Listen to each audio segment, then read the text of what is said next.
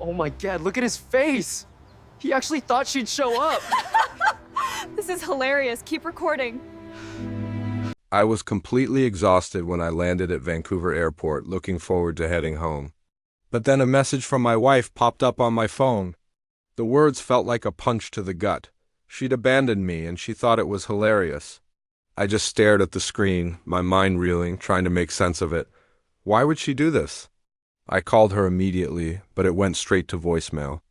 Confused and worried, I went to the airline counter to sort out my flight.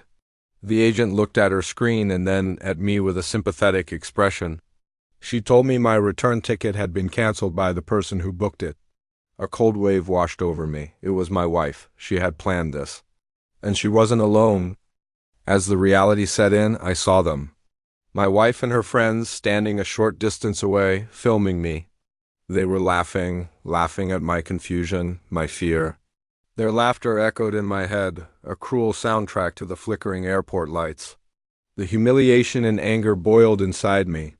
I had to buy a new, expensive, last-minute ticket home.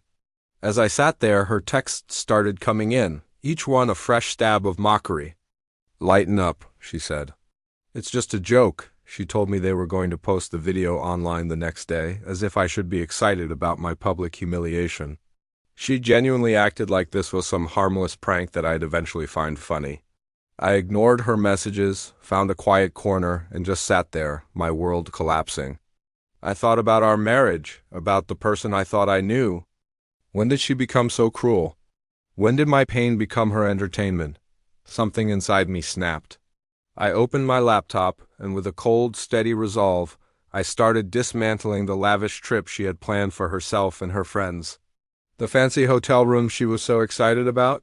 Canceled. The rental cars, the dinner reservations at that exclusive restaurant, every single detail of their celebratory getaway.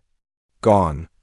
I froze our joint credit cards and, for good measure, moved our shared savings into my personal account. Then I drafted an email.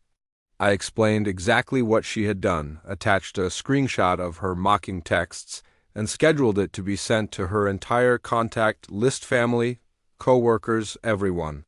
Waiting for my flight, a strange sense of calm settled over me for the first time in hours.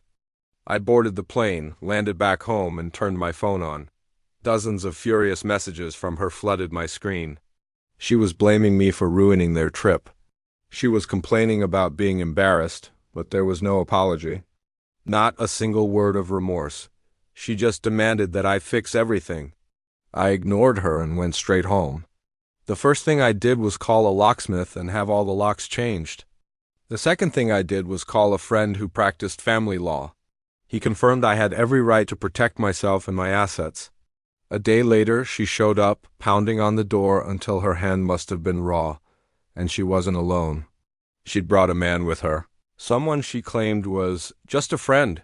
He stood on my porch with a smug smirk on his face and had the nerve to tell me I was overreacting. That I should lighten up? I just looked at him, then at her, and shut the door in his face, locking it securely. It didn't take long for the video to appear online, just as she'd promised. There I was, looking lost and scared as I realized I'd been abandoned. You could hear their laughter clearly in the background. It went viral. The comments were a firestorm of shock, cruelty, and support. Some people laughed along with them, but many more were horrified. They defended me and they condemned her actions. Soon, news outlets started contacting me. I agreed to an interview with one reporter who promised to blur my face and protect my identity. I told my story. I described the crushing humiliation, the feeling of being betrayed and mocked by the person I was supposed to trust most. The public response was overwhelming. Sympathy and outrage poured in from all over the world. And then the consequences began. My wife's company saw the video and fired her. Her best friend, an aspiring influencer, lost all her brand sponsorships overnight. Her sister, who was also there laughing, saw her real estate business take a massive hit, and the friend who showed up at my door. His startup began losing investors left and right. Their private cruelty was now public, and the world did not find it funny. My phone was buzzing constantly, not with mocking texts, but with messages of support and requests from my side of the story. A new strength started to grow inside me. I wasn't the quiet, passive husband she used to mock anymore. I was a man reclaiming his dignity. I filed for divorce not with fear, but with confidence, and I asked for everything the law allowed. She called me, accusing me of being vindictive, of ruining her life. I calmly reminded her that she had ruined her own life. She made the choice to publicly humiliate me for clicks and laughs, and she showed absolutely no remorse. She begged to come home, pleaded for a second chance. She said she was sorry, but it was clear she wasn't sorry for what she did. She was just sorry she got caught. There's a huge difference, and I finally understood it. While she was scrambling to pick up the pieces of her shattered life, I was building a new one. I focused on my career and earned a promotion. I eventually started dating again, and I found someone who treated me with kindness and respect, not contempt. I learned that true peace comes from facing the truth, not from pretending everything is okay. Months went by. The video still circulated online, a permanent reminder of her cruelty. People still sent me messages of support. My ex-wife eventually stopped trying to apologize, and her messages turned bitter. She claimed I destroyed her reputation, that I owed her forgiveness. But forgiveness isn't something you owe to someone who laughs at your pain. It's not for someone who abandons you for a joke.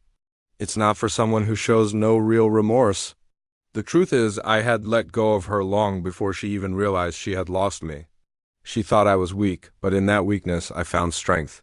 She thought I would break, but instead I found clarity. As I walked into my future without her, I felt lighter with every step. Cruelty has consequences. That was a lesson she learned the hard way. And I just moved on, leaving the wreckage of her choices far behind me. Thanks for listening, and don't forget to follow for more stories.